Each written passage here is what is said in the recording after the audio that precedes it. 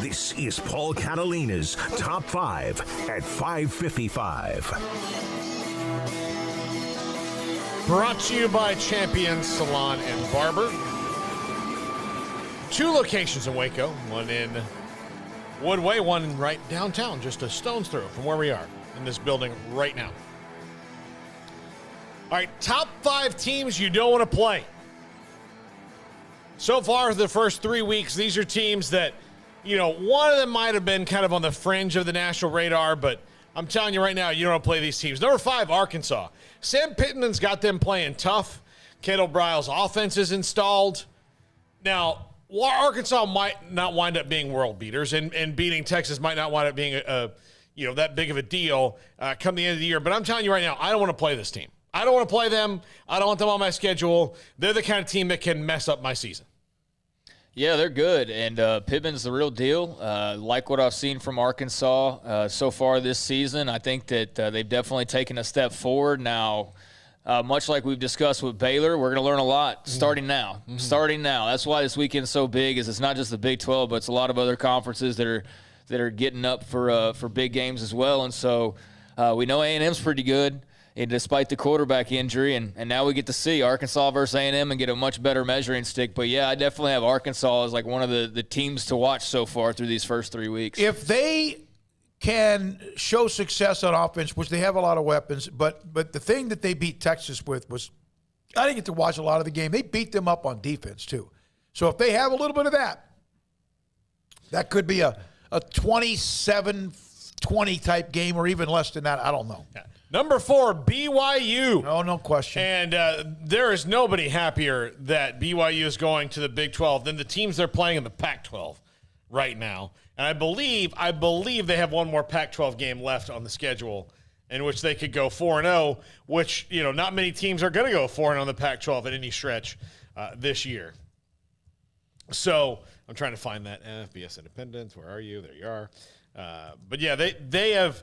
I mean, look, they haven't missed a beat, losing. I mean, maybe a little bit, but Zach Wilson's not there anymore, and not a big deal. They've beaten Arizona, Utah, and Arizona State in the first 3 weeks, and they still have Washington State, a team that they should beat on the schedule. And right now, if you look at the rest of their schedule, USF, that should be a win. Utah State, that should be a win. I know it should be, but Coach Anderson's got a nice little start for them right now. Yeah. Boise State is going to be that's in Provo. That's going to be a doozy. Baylor should be a doozy. Washington State should be a win. Virginia probably could be a win. Idaho State, Georgia Southern, and USC. Oh no, they have 2 more. USC. So yeah, they could wind up going 5-0 in the Pac-12. Yeah, I love that. Don't you love that schedule? Where they play, who they play. That's one of the great things about being independent. That's one of the things. Notre Dame's playing Wisconsin this week in Chicago, which is one of the things that we were told back when we had Pete Sampson on about being independent.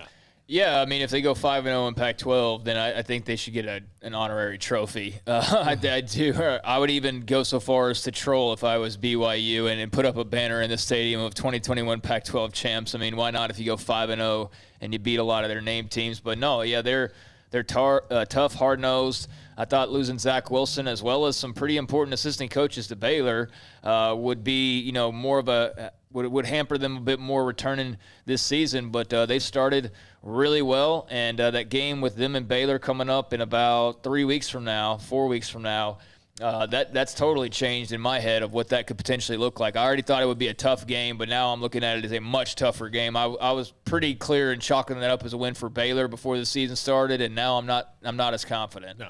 Number 3, Kansas State. Chris Klieman has got his team playing exactly how he wants them.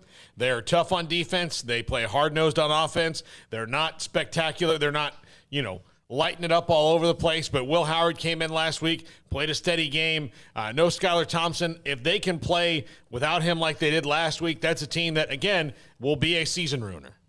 Yeah, I think they're going to still be pretty good even without Skylar Thompson. To what extent, I don't know. But Chris Klieman's the real deal. He was a perfect hire for Kansas State, I think, and it's taken him some time. I mean, but last year they were on a roll, and then, Skylar Thompson gets hurt, and then they proceeded to enter a losing streak to close out the year. But no, they're a very fundamentally sound, solid, physical football program. Got some great weapons and guys like Deuce Vaughn. I think they're going to be a handful even without Skylar Thompson at the helm. Yeah. Number 2, Ole Miss. That offense is humming. I think the only thing that will honestly derail Ole Miss is Lane Kiffin. I mean, I think his ego gets in the way sometimes. But they're a good team on offense. They don't have to be all that good on defense because their offense is so good. They got one of the best offenses in the country right now, Matt Corral, or Corral's a Coral, whatever it is. But he's the Heisman frontrunner as it stands right now, leads the nation in total offense, I believe, and they've been fantastic. I do not want to see this offense no matter who I am. Yeah, I mean, we saw it for years at Baylor. So, I mean, yeah, it's very good, and they're hitting on all cylinders right now. Lane Kiffin's getting a lot of the credit, but Jeff Lebby deserves just as much credit because, I mean, without him and without Briles, this offense doesn't look the same as it looks right now. What I will be interested to see is when ESPN pundits start to lower his draft stock because he's a system quarterback who plays in a offensive system. And it's not so much his talent level because I remember hearing that about Bryce Petty. I remember hearing that about pretty much every Baylor quarterback. I don't know what the talk was when RG3 was around, but that became a knock as time went on that the players on offense didn't translate well to the pros because the receivers didn't have to learn a full route tree. The blocking schemes are different. The quarterbacks don't have to know nearly as much about what's going on. So it's just interesting to hear all the NFL buzz for him. But no doubt he's a great player, but the system is – it's so fun when it's clicking, and it's clicking right now for Ole Miss. Yeah. Number 1, Penn State already won on the road at Wisconsin and then welcomed Auburn and overcame a really bad officiating call at home to win that game.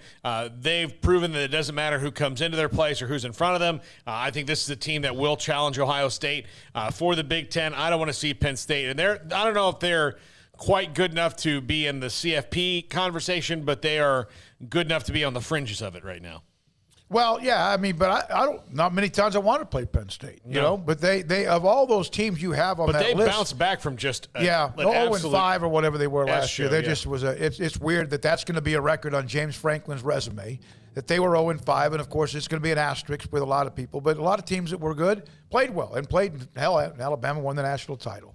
Yeah, that game pulled in great ratings, as did Alabama and Florida, as you might imagine. And Penn State, yeah, absolutely right there at the top of the list, if not the top of the list of favorites to watch in the Big Ten right now, especially with Ohio State looking a little bit shaky. But, no, they've got a good thing going. Obviously, that USC talk hasn't created any distractions for James Franklin, at least in the last week or so, because they went out and played that way on Saturday. So that didn't serve as too much of a detraction for them, which is good. And if it maintains that way for the remainder of the year, which I would expect it to, they're going to be heavily in that mix.